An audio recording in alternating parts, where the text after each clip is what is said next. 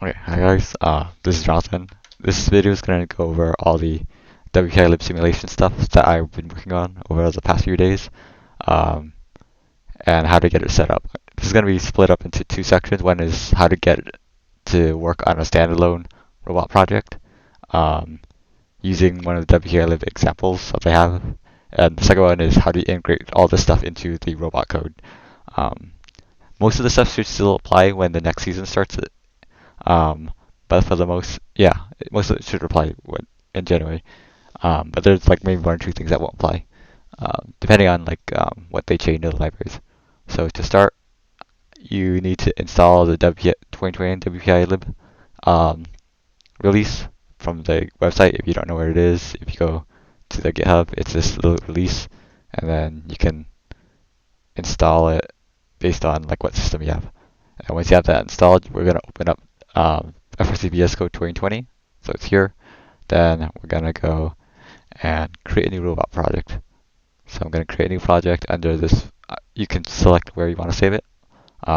This is here in C. Use documents. Yeah, where I'm saving it. You want to select template up here, and then we want to select Java, and you want to select command-based robot because that's what we're doing. We're gonna give the project a name, and then we're going to enter in our team number, and then we're going to check for simulation stuff to be enabled. So I'm going to generate the project. I'm creating this new window, um, and now we have our project, and it's pretty bare bones. So now we need to get it to pull all the development libraries. So there's two things you need to do. You need to go to, if you go onto the WPLib website, up here, or down here in the README, there's this little fine print here to use development builds. You want to click here, and it'll tell you the steps to do this. Basically, all you need to do is add these two lines to your WPILib stuff. So I'm going to go to build.gradle. I'm going to add these two lines. That should be it. But the next thing I'm going to do is I'm going to put this is 2021 because that's the stuff that we want to use. And then, yeah, that's the first thing. The second thing you need to do is you need to add a vendor depth JSON file. So in the updates from 20 to 2021, they split off the WPILib math stuff into its own like separate library. So you need to pull it. I haven't found any official documentation on how to pull this, but I found it through like some supporting documentation last night from someone else. So, but I have this file. I'll link it in the supporting documents to this. But what you need to do is you need to get this JSON file and copy and paste it into this vendor tips file. I'm pulling it from the full up example that I have. And then once you have that, you're basically done. And you're ready to like start integrating all the WPLib stuff. So now that that's done, I'm gonna minimize this and I'm gonna open my project in IntelliJ because that's the IDE I prefer to use. Um, so I'm gonna open this. Open this new window. Yeah. So now that we have our project, we're gonna start pulling the WPLib examples um, into our stuff. First thing you want to do is probably refresh this in Gradle so that it builds and pulls all the libraries you need. And if you check here, we're now using all the 2021 library stuff. It should all say it in here, in your external libraries.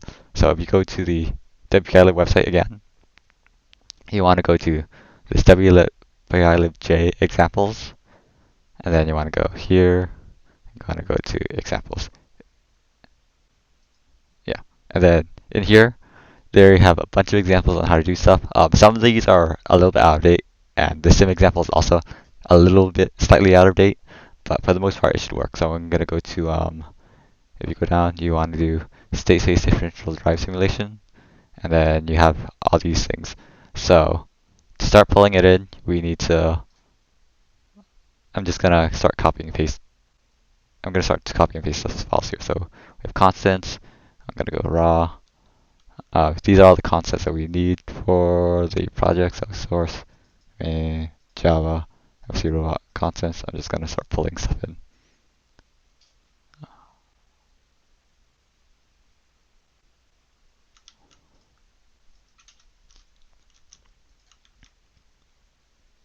And then once you have this stuff, you notice that there's a bunch of stuff that's red. But since we have the libraries, if you have IntelliJ, you do Alt-Enter, and it'll import the class for you automatically. So I'm just going to go down the line, find anything that I see is red, and import it. Um, yeah. And I'm not going to worry about changing any of these because all we want to do is, at this point, is get the, oops, um, example to work. So I'm going to go to example subsystem. I'm going to refactor, rename this a drive train. Okay. And then in here, I'm going to go to subsystem, say I was drive subsystem, and I'm basically going to go to raw. I'm going to copy and paste just everything under the class itself. And I'm going to update it to match key memory changes to the stuff. So yeah. And then again, I'm going to start. Okay, so this doesn't have a bunch of imports, so I'm going to start alt entering to get it to import. Okay.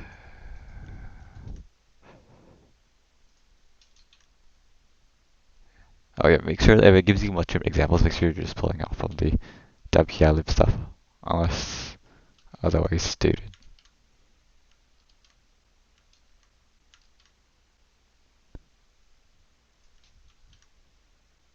Okay, I'm gonna rename this to drive train, because that's what we renamed it earlier. And I'm gonna continue to update this, and then I'll go over all this stuff at the end. This is more of just, let's first get this to work. Okay, so that's it for this file. And then we need to go into the robot container. Go to our robot container.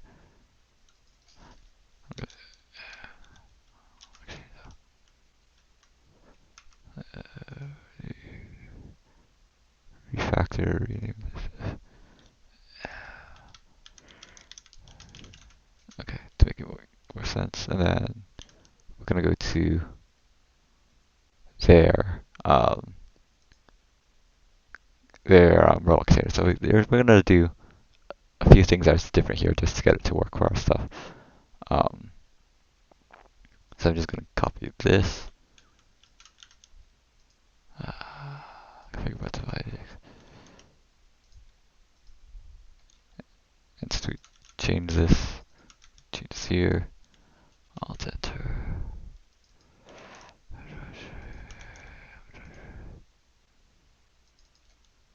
Then we can pull a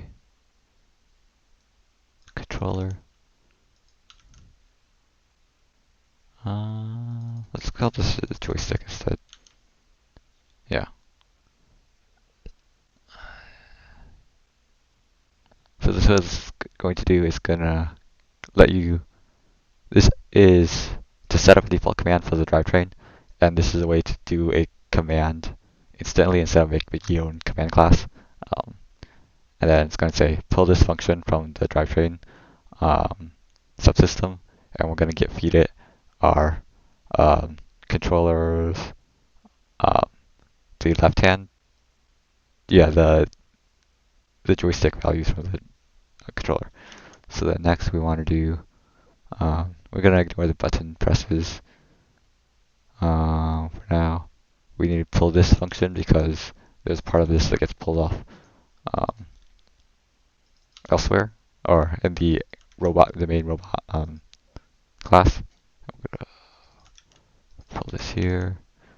Then we want to do, there's also some autonomous stuff. So here we want to copy and paste this autonomous stuff in here and replace what they have here. And then again, we're going to import all this stuff.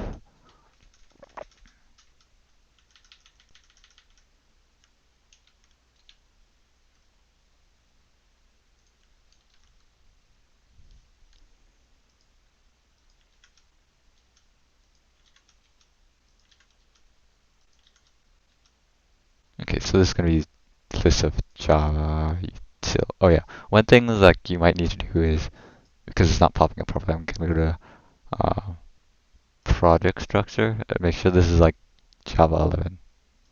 And then if it doesn't compile, you also need to go to settings, um, build execution, build tools, Gradle. Make sure this is pointing to your Java 11. This should be pointing to the WPILib version of the JDK. Then let me try to refresh to see if this pops up. Yeah, now that's fine. Okay. Import. Oops. Drivetrain again. Import class. PID controller. Okay, and this should be the full auto stuff. And then in the robot class, the one thing that they changed for the simulation stuff to work is that if you go to their robot class, there's this whole section for simulation periodic. So this is a new kind of loop, similar to like autonomous periodic and teleop periodic, which we were used to in the previous years. But we need this one function here and then here. Okay, then I think that's everything. Let me go to Gradle task. Let me try to build this. See what works. Oh, okay.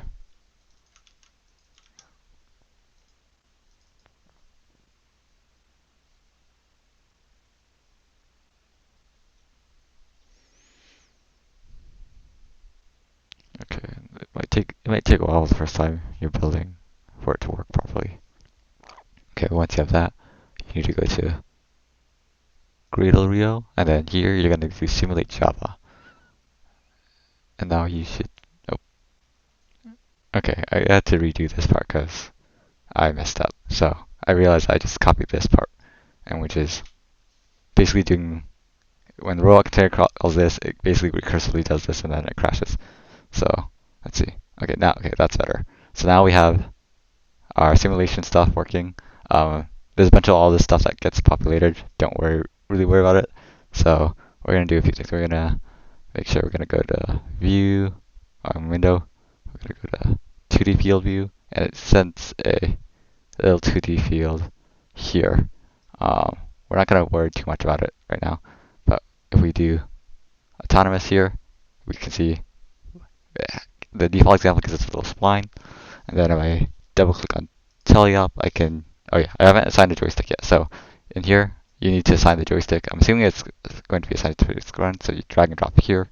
And then from here, yeah, I can drive forward, back. Oh, this is all in one. It's not bad. But yeah, this is basically how to get this running.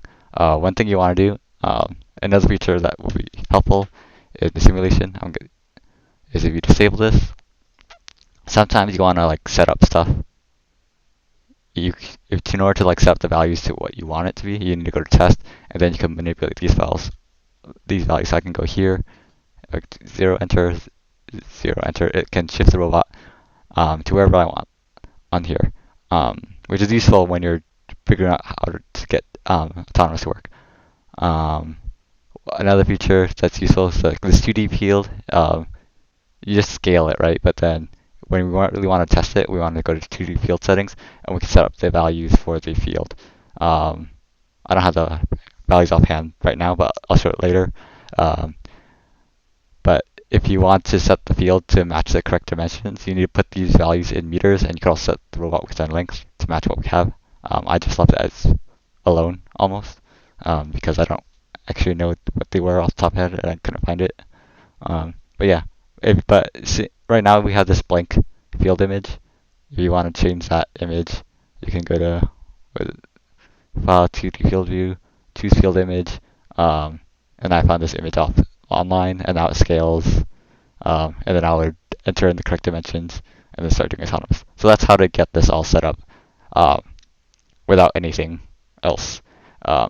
So the real interesting thing is getting it to work on.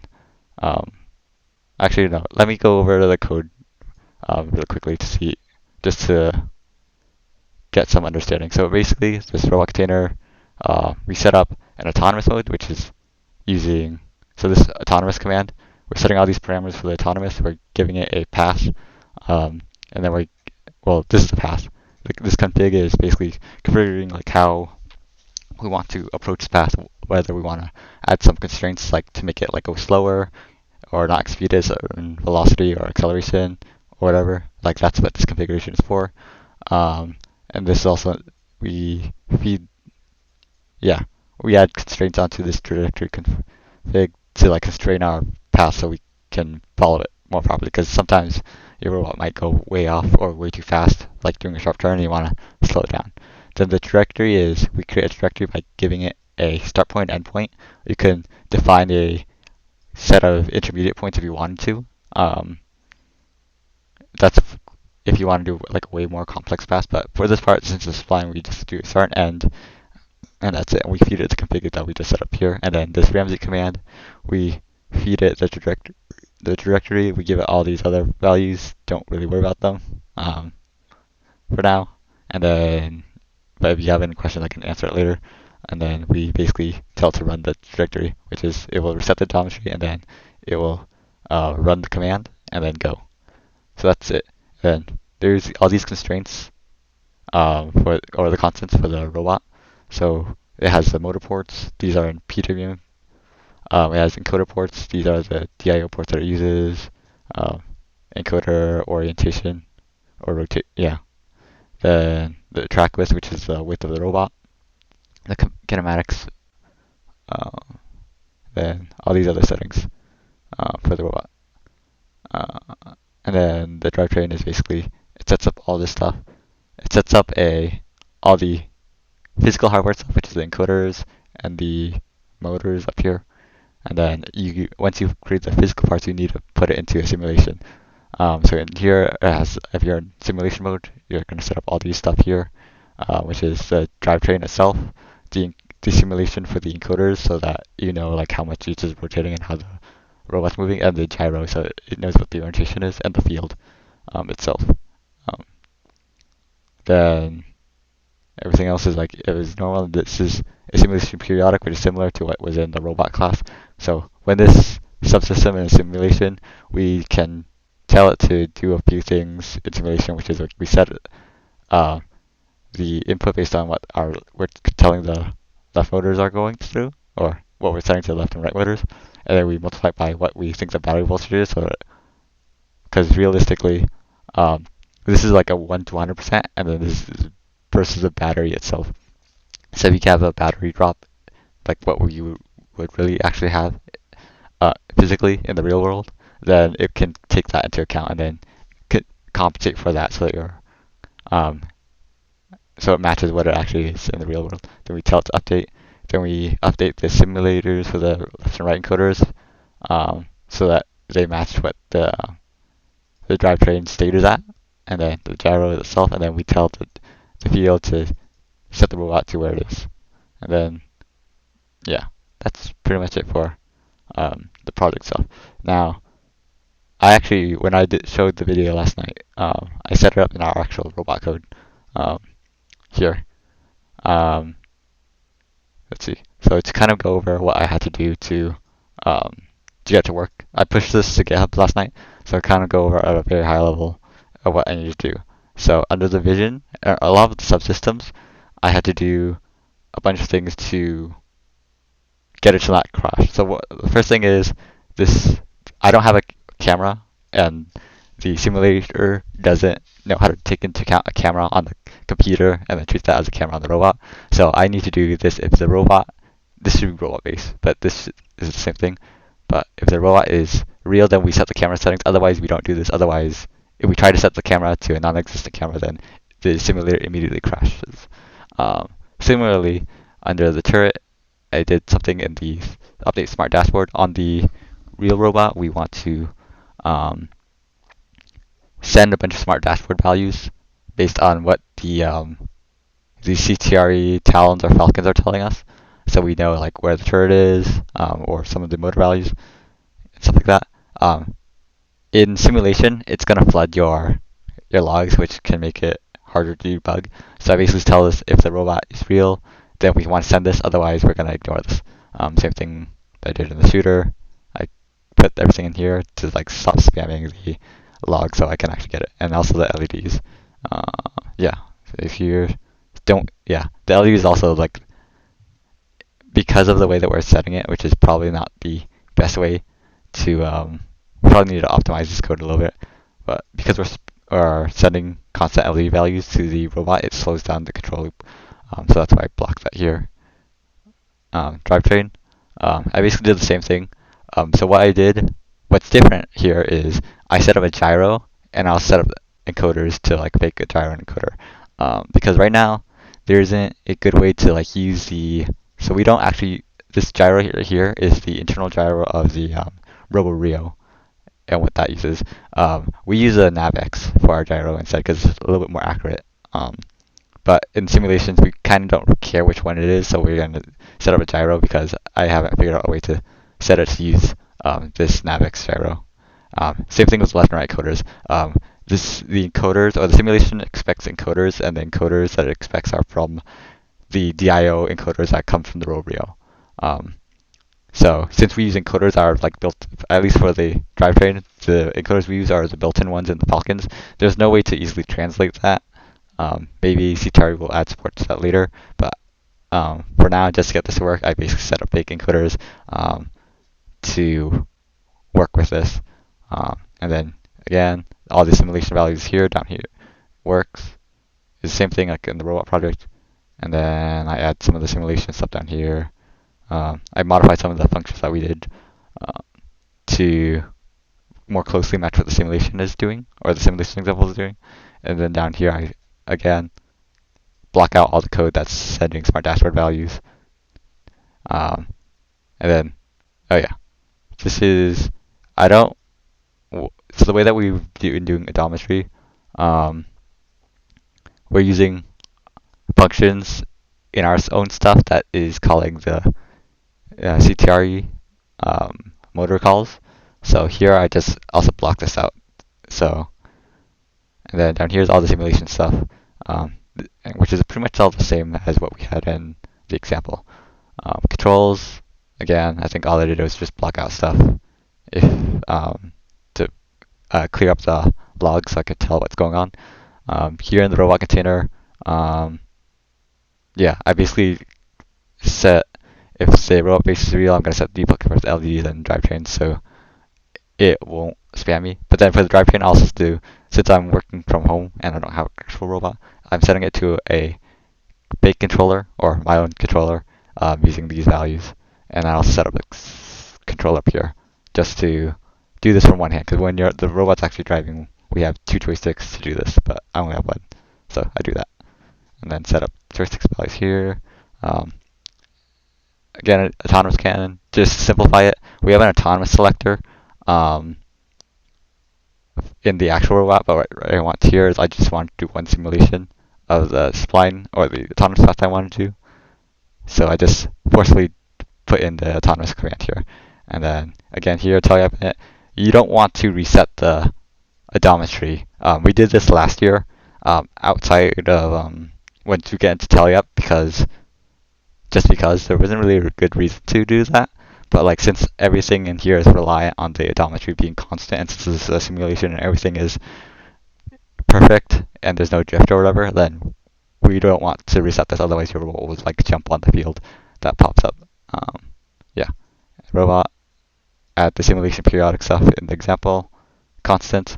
I basically copy and paste all the constants that they gave us, and then I modified them slightly to match what we actually have on the robot. So encoder ports, since these are fake, I shifted them all to 10 because 1, 2, 3, 0, 1, 2, and 3 on our robot is actually used.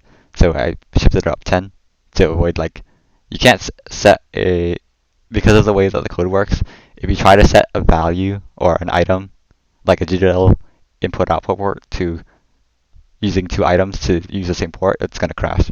So you don't want to do that. So I shifted up 10, and that works. And then track width is the actual track width. Oh yeah, everything in this uses SI units. So make sure everything's in meters or radians when it's being fed into the simulation. So here I do units at inches to meters. This is actual track width. It's now in meters. Encoder CPR, this counts per revolution for the Falcon encoders. The example had 1024.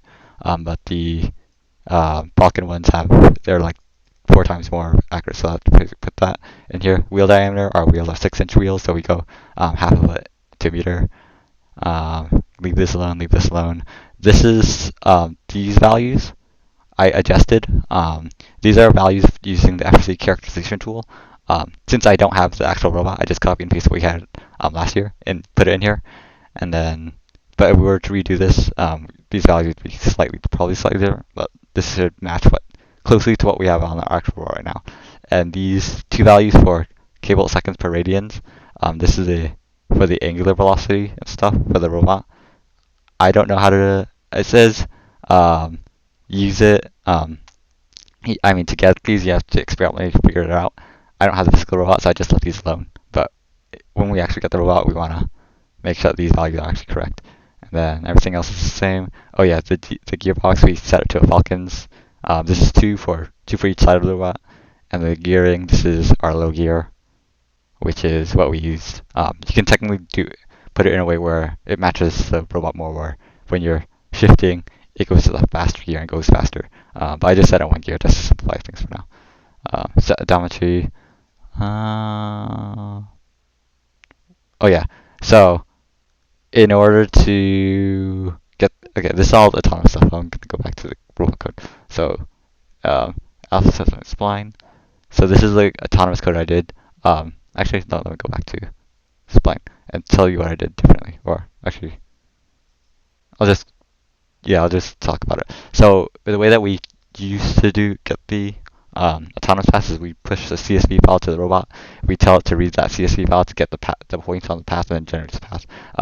The simulator does not have a file system, so if you try to access the file, it's going to crash. So what I do is, instead of just reading the CSV file, I just basically tell it to create the path itself here and then generate it. That's how I generated this path that you saw in the video. I put everything from inches, meters. I kind of just guessed the y value. The x value is basically generally what we tested out and had beforehand in the robot code. And then everything else was pretty much the same. Oh yeah, one thing I learned is that there's a centrifugal acceleration constraint that you can add. This helps with like weird turns or sharp turns in autonomous. So I set this value to this, and it seemed to work pretty well in terms of like making the robot or slowing down the robot during a turn so it doesn't like overturn or underturn. Well, actually, no. Our issue was that it was overturning. So yeah, that slows it down just for that. And then everything else is basically left the same. But in order to, because all this stuff down here that we had for the autonomous, which is like assuming that everything else in the robot's functioning, I had to comment this out to make sure it's real, because like it would do the first point. So our path it goes backwards and then it goes forward. But because it has all these intermediary things, assuming that the intake is working and everything, it just went backwards and stopped. So what I did was I commented it all into this thing here, so that if it was real, it's gonna actually use the real thing. Otherwise, we just want to test the path. So I just put like, here's a set odometry, start trench command, and wait, and then yeah. So basically, it will just do the two autonomous paths in succession. Oh yeah, and one thing I did is I added this set odometry so that so that when it starts the auto, it starts where it should be, because of how the simulator works. Simulator works by setting your robot to 0, 0, which is like the bottom left corner. I'll show you. And then, so I need to set it first, so I need to make it jump to its actual location here in the start, and then run. So, yeah, so these are the values. This is approximately what the values of the field's perimeters are. I think the width is slightly off. I assumed that like a normal rectangular FRC field, but since this field had like these weird corners, this year the field was slightly less wide. It's usually 54 feet, but this year it was 52 feet. But the height is usually the same. So because the robot starts here in this little corner here, oh, I didn't know you could do that. I basically tell it to go to its start position, and then run the auto. So I tell it to go to the start position and also rotate it this 180. So it assumes that 0 degrees is to the right and 180 is to the left. Um, and then 0, 0 is in this bottom corner.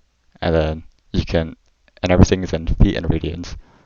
So that's how I got this to work, the actual robot. What else? Oh yeah. I think that's it. Oh yeah, one thing I want to say is that there is, if you go to the WPILib examples, um, there is, there's this, yeah, I think this is it, where, yeah, you could, in the document, yeah, there's an example for a Swerve controller, which which we could actually use this to simulate the Swerve robot controllers. So we developed Swerve code, um, and if we simulate it with this, we can basically make sure that the logic of the Swerve drive works before we actually even put on the robot. Oh yeah, one thing you want to do is, if you want to read more about all this stuff, is if you go to the WPILib docs. So you can also find this on their GitHub, and you can go and find the docs. So one thing you want to do is, once you get to the docs, by default it points you to the stable version. You want to go stable. You want to go to the latest, which will pull all the latest and greatest stuff, which includes the 2021 changes, and then you should be good. And I think that's it. Let me know if this was helpful, and I might do more stuff like this in the future.